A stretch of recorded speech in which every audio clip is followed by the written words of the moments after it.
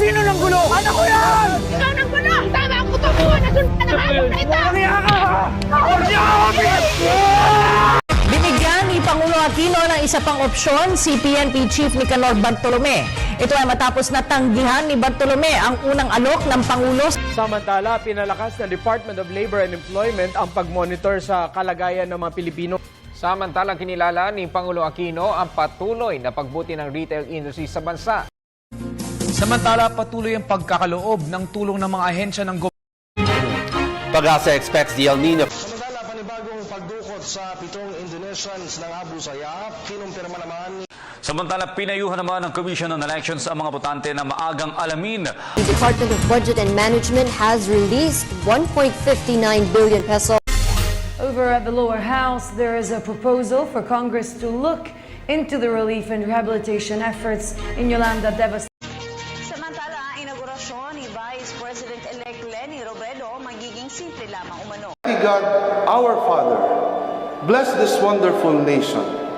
Protect us from physical and spiritual war, from fear and confusion, from separation and division.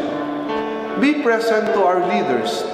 Give them wisdom and courage, affection and compassion, as they ponder decisions affecting peace of its people.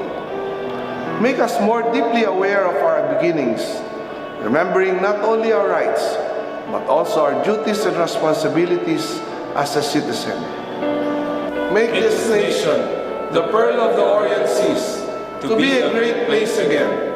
May all its people know clearly your will, that they may fulfill the call for us in the salvation of this land and the restoring of all things. In the name of your Son, Jesus Christ, our Lord and Savior.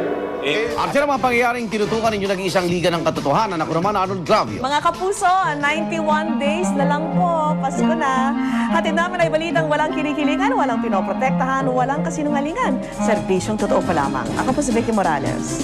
Hanggang sa Lunes, sama-sama tayong magiging saksi.